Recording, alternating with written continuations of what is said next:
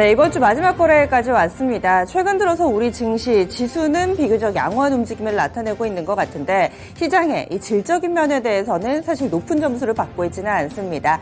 이 일부 테마주들의 쏠림 현상이 굉장히 심하고요. 하나가 발생을 했을 때 또 급격하게 자금이 이동을 하는 경향을 보여주고 있습니다. 이에 대해서 여러 가지 풍자하고 희화화하는 그런 여러 이 영상 매체들이 나타나고 있는 상황이고요. 이와 관련해서 또 전체적인 그 이면의 심리에는 소외되지 않으려는 포무 현상이 극단에 치닫고 있다라는 평가와 함께 이런 테마주 장세에 대해서 아수라장이다. 일부 헤드라인에서는 이렇게 이야기를 하고 있습니다.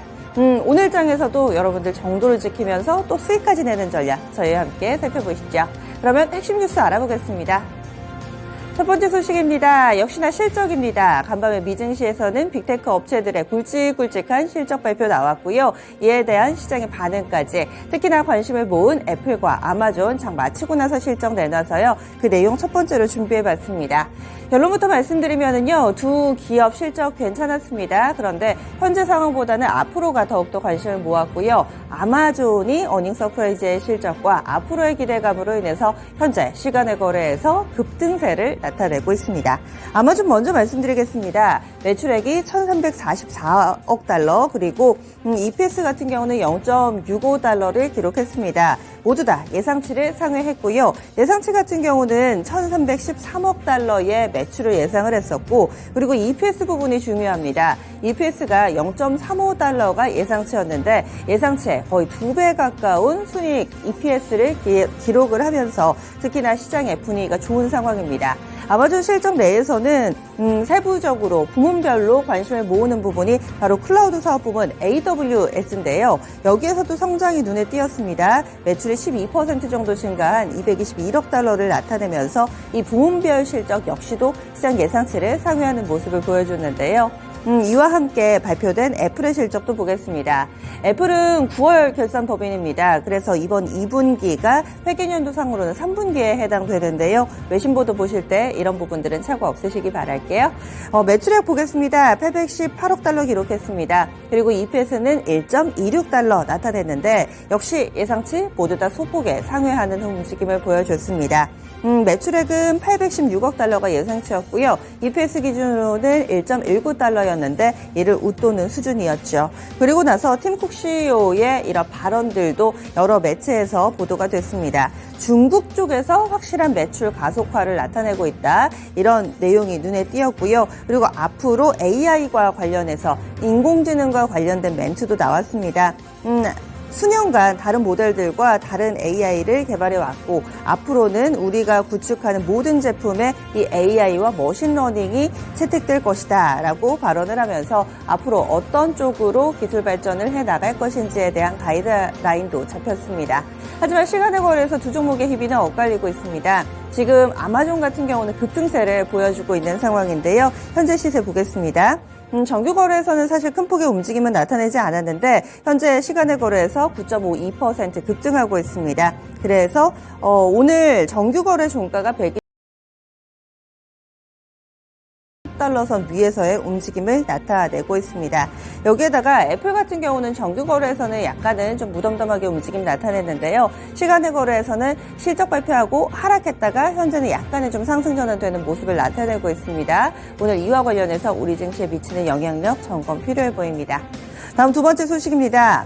간밤에 미국 증시 흐름도 봐야 되겠죠. 미국 증시 전반적으로는 잠잠했습니다. 계속해서 미국의 신용등급 강등 여파가 영향을 미치면서 시장은 뻗어나가기보다는 다소 눈치를 보고 있고요. 그렇다고 급락은 아닙니다. 발표된 당일에 큰 폭의 하락 움직임을 나타냈고 그 이후에는 혼조 양상 혹은 보합권 정도의 흐름을 보여주면서 약간씩 눈치를 보고 있는 양상인데요. 간밤에 미증시 같은 경우도 그랬습니다. 3대 지수 나란히 약보합권에서 거래를 마쳤습니다.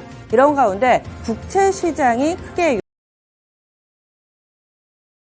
강등 여파가 증시보다는 이 국채 시장에 조금 더 크게 영향을 미치고 있는 상황 가운데 국채 금리 급등하는 모습이었고요. 그리고 시장에서는 여러 가지 경제 지표가 나왔습니다. 경제 지표 혼조세 나타냈는데요. 시장이 주목했던 부분은 생산성이 개선되고 있다라는 것이었습니다. 이 2분기 비농업 생산성 발표가 됐었는데요. 계절 조정 기준으로 전분기 대비 3.7% 정도 상승을 했습니다. 예상치가 2.3이었는데요. 이것을 웃돌면서 생산성이 좋아지고 있다라는 점 시장에서는 긍정적으로 받아들였고요. 그리고 실적 발표하고 나서 좋았던 기업만 있던 건 아닙니다. 페이팔은 장중에 실적 내놨는데요.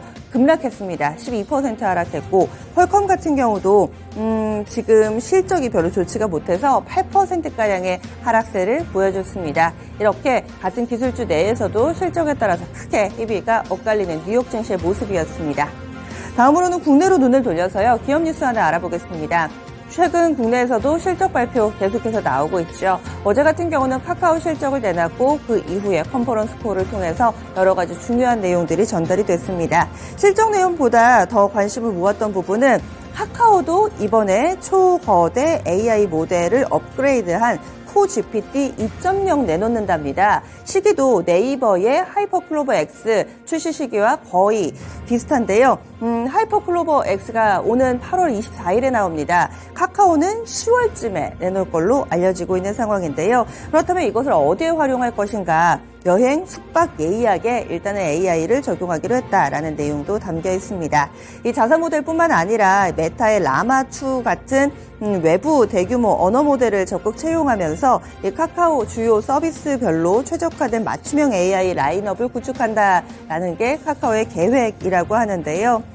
이렇게 또 앞으로 AI와 관련해서 출시 계획 가장 큰 관심을 모았고, 그리고 사실 실적도 보겠습니다. 실적 발표는 됐는데 시장의 예상치에서 크게 벗어나지 않으면서 큰 관심을 받지는 못했습니다. 표를 통해서 확인해 보시면 2분기 매출은 급격하게 늘어난 게 확인이 되시죠. 매출이 2조가 넘었습니다. 그래서 기사 헤드라인만 놓고 보시면은 카카오 실적 굉장히 좋았나 보다 이렇게 느끼실 텐데요. 문제는 영업이익 측면입니다. 아래쪽에 영업이익을 보시면은요, 2분기에 1,135억 원을 기록했습니다. 1분기에 워낙에 안 좋아가지고 영업이익 좋아지고 있네 이렇게 보시는 분들도 있으실 텐데요. 하지만 조금 더 앞으로 거슬러 오셔서 전년 동기를 체크를 해보시죠. 지난해 2분기에는 1,700억이었습니다. 이것 대비로는 30%나 덜 나왔으니까요. 실적에 대해서는 다소 좀 시장은 중립적으로 해석을 하고 있습니다. 여기에다가 매출 좋아졌다라고 말씀을 드렸는데, 매출 같은 경우는 SM 엔터테인먼트 편입효가 들어간 것으로 알려지고 있습니다. 이렇게 카카오, 네이버, 국내의 이 플랫폼 대형 업체들 두 곳이 모두 다 연내에 초거대 AI 서비스 내놓을 예정이라고 하는데요. 어떻게 시장에서 이 또 게임 체인저로 받아들일지 계속해서 보셔야겠네요. 다음 소식 넘어가겠습니다. 현대차 그룹에서도 차량용 반도체 관련된 관심을 계속해서 드러내고 있습니다. 최근 들어서는 직접적으로 개발하는 게 아니라 글로벌 스타트업에 투자를 꾸준히 이어가고 있는데요. 어제 한 군데 더 투자한다고 밝혔습니다. AI 반도체 스타트업인 텐스 토렌트라는 업체가 있는데요. 이 업체에 $5천만 투자하겠다. 미래 모빌리티 반도체를 확보하게 되는 효과를 걷게 되고요. 이것으로 처음이 아닙니다. 이 현대차의 정의선 회장 같은 경우는 직접 방문을 하기도 하고 1년의 행보 가운데서 이 차량용 반도체 이쪽에 상당한 관심을 드러내고 있는데요. 지난 6월에 차량용 반도체 개발 스타트업인 보스 반도체에도 이 투자를 한 바 있습니다. 그래서 정의선 회장의 차량용 반도체 기술 내재화, 이 강조를 평소에도 하고 이와 관련된 행보들 1년의 흐름으로 계속 확인이 되고 있습니다. 그렇다면 차량용 반도체 오늘은 움직일까요? 보겠습니다. 보시면은 AI라든지 차량용 반도체 관련해서는 텔레틱스, 오픈엣지 테크놀로지, 넥스트치, 코아시아, 가온칩스 이 정도로 묶어볼 수 있습니다. 마지막 소식입니다. 날도 더운데요. 전염병이 기승입니다. 최근 들어서 코로나뿐만 아니라 고양이 AI, 그리고 이번에는 이와 관련된 소식, 지금 말라리아까지 점차 확산이 되고 있다라는 내용 전해드리겠습니다.